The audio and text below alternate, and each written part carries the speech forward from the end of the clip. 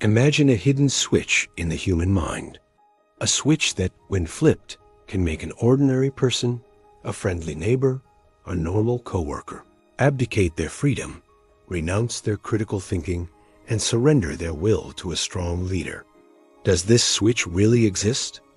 Today, you are going to discover the secret psychological profile behind the authoritarian mindset and how moments of collective panic activate these switches, changing the fate of nations.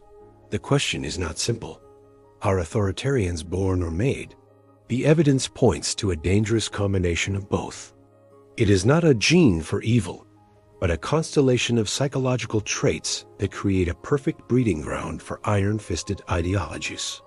After the horrors of World War II, researchers led by Theodor Adorno identified a syndrome, a recognizable pattern they called the authoritarian personality.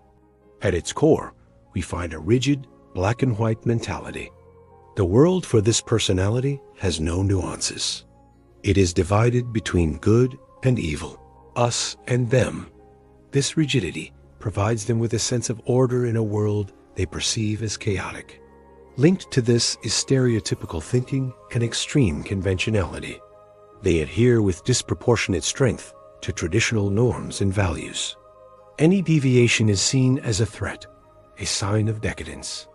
But perhaps the most revealing trait is submission to authority, combined with aggression directed towards the weak or the yes, different. They do not question those they perceive as superiors in the hierarchy. However, all the frustration and aggression generated by this submission needs an outlet. And that outlet is scapegoats, minority groups, immigrants, anyone who is marked as an enemy of the people by the authority. Finally, there is a strong tendency towards superstition and magical thinking. They are susceptible to simplistic and conspiratorial narratives that explain complex events through the machinations of secret groups. Now, let's imagine this psychological profile as flammable but stable material. It can exist in a person for years without major consequences. Economic crisis and social instability are the match. Let's take the archetypal case, Germany of the Weimar Republic. It was not just an economic crisis. It was a perfect national trauma, a hyperinflation that vaporized the life savings of a generation, mass unemployment that created armies of desperate and humiliated men, a widespread feeling of national shame. In this breeding ground, the liberal democracy of Weimar was perceived as weak, chaotic, and ineffective. It could not provide the most basic things: order, security, and dignity. This is where the authoritarian personality finds its moment. The existential anxiety generated by the crisis creates a massive psychological yearning for order, for simple explanations, and for a sense of community and belonging.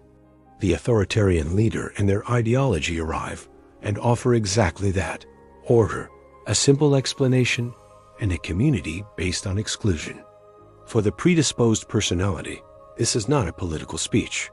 It is a psychological lifeline.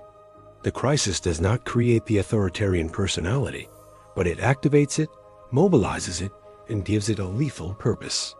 This process does not occur in a vacuum. Social structures act as amplifiers. Media that disseminate propaganda create an alternative reality. Educational institutions that reward obedience prepare the ground. Crises of legitimacy in democratic institutions generate the vacuum that the authoritarian leader promises to fill. The transition is not immediate. There is often a process of radicalization by steps. First, the rhetoric of hate is normalized. Then, politicians who use it are legitimized. It is a slippery slope that is traversed with the acquiescence of millions whose authoritarian switches have been activated. So the next time you see a crowd cheering slogans that suppress individuality, or hear a politician offering simple solutions to complex problems, remember this journey. You are not just witnessing a political debate. You are witnessing a powerful dance between human psychology and the forces of history.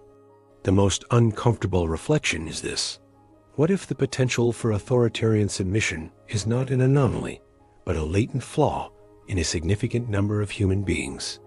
What if, under conditions of sufficient fear and desperation, the desire for order can overcome the yearning for freedom? Germany in the 1930s was not populated exclusively by monsters. It was full of ordinary people whose fears were masterfully exploited. Knowing this mechanism is our first line of defense. Knowing yourself and recognizing these patterns is an act of resistance.